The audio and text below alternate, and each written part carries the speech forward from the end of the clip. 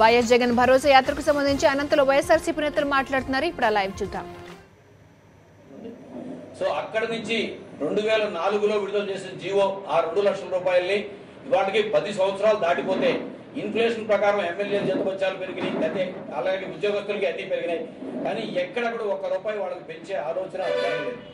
ఇంకోటి ప్రధానమైన అంశం అనంతపురం జిల్లాకు వచ్చేటప్పటికి చంద్రబాబు నాయుడు గారు ప్రత్యేకంగా అనంతపురం జిల్లాలోనే ఈ రైతులు ఎదుర్కొంటున్న కష్టాలని నా మనసు కరిగిపోయి నేను రుణమాఫీ ప్రకటిస్తున్నానని చెప్పడం జరిగింది.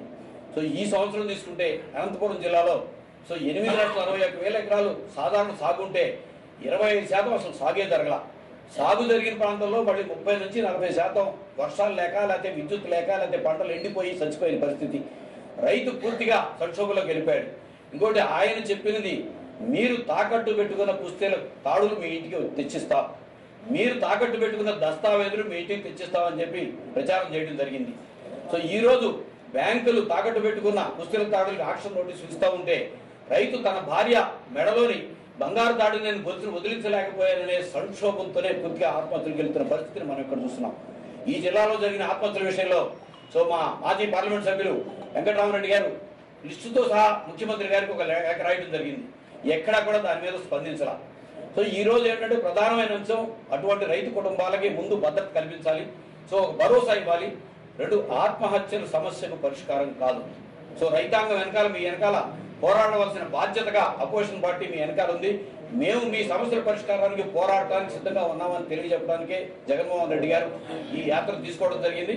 అలాగే చంద్రబాబు నాయుడు గారు ఎక్కడ రైతుల ఆత్మహత్యలు జరగలేదు అని చెప్పి జగన్మోహన్ రెడ్డి గారు నేను పలకరించి ఇంటికి వెళ్తాను అన్న తర్వాత కొంతమందిని ఐడెంటిఫై చేయడం జరిగింది. సో ఒక్కరి తర్వాత ఎట్లా మాట మారింది అవన్నీ ప్రూవ్ చేయడానికి కారణం వస్తుంది. అయితే ఇది ఎట్టి పరిస్థితుల్లో కూడా రాజకీయ అంశం కాదు. రాబోయే 4 సంవత్సరాల్లో ఎటువంటి ఎన్నికలు లేవు. రైతుల మీద ఆధారపడింది. అనంతపురం జిల్లా ప్రత్యేకంగా తీసుకుంటే తూర్పుగోదావరి, పశ్చిమ గోదావరి, కృష్ణా జిల్లా 3 జిల్లాల్లో ఎంత సాగు ఏరియా ఉందో ఒక్క అనంతపురం జిల్లాలోనే అంత సాగు ఏరియా ఉంది. అతి తక్కువ వర్షపాతం కలిగిన జిల్లా, వ్యవసాయమే ఆధారపడిన జిల్లా. సో ఈ రైతులకి ముందు భరోసా కల్పించలేని పరిస్థితి వస్తే మాత్రం చివరికి వాళ్ళ త్రాగునీరు కూడా లేని పరిస్థితి, పశుగ్రాసం లేని పరిస్థితి. చంద్రబాబు నాయుడు గారి 9 సంవత్సరాల పాలనలో ఎటువంటి సంక్షోభం ఎదుర్కొందో వ్యవసాయ రంగం రైతులు కేవలం ఈ 8 నెలల్లోనే అంతటి సంక్షోభం ఎదుర్కొన్నారు. దానిని లేవనెత్తి రైతులకు పూర్తిగా కూడా మీకు భరోసా ఇవ్వడానికే జగన్మోహన్ రెడ్డి గారి కార్యక్రమం తీసుకున్నారు.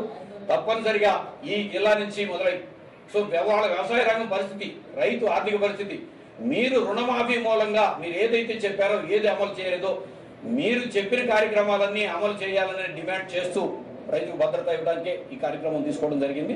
సో పూర్తిగా రైతు ఇంటికి వెళ్ళి జగన్మోహన్ రెడ్డి గారు పరామర్శించి ఆ గ్రామంలో వాడేసిన పంట ఏమిటి, ఇప్పుడు పరిస్థితి ఏమిటి తెలుసుకుని అసెంబ్లీలో మాట్లాడడానికి తీసుకున్న కార్యక్రమం. సార్ లిస్ట్ చెప్పండి సార్. ఎంతమంది ఉన్నారు, ఏమి రైతులు, ఎంతమందిని పరామర్శిస్తారు, ఎంతమంది ఉన్నారు? దీనికి పూర్తి స్థాయి లిస్టు 2-3 రోజుల్లో వెల్లడిస్తాం. హిందూపురం నుంచి యాత్ర ప్రారంభమవుతుంది. హిందూపురం నియోజకవర్గం తర్వాత పుట్టపర్తి, సింగనమల నియోజకవర్గం మీద యాత్ర కొనసాగుతుంది. దీనికి సంబంధించిన పూర్తి వివరాలను జిల్లా నాయకులు 2-3 రోజుల్లో మీడియాకి ఇస్తారు.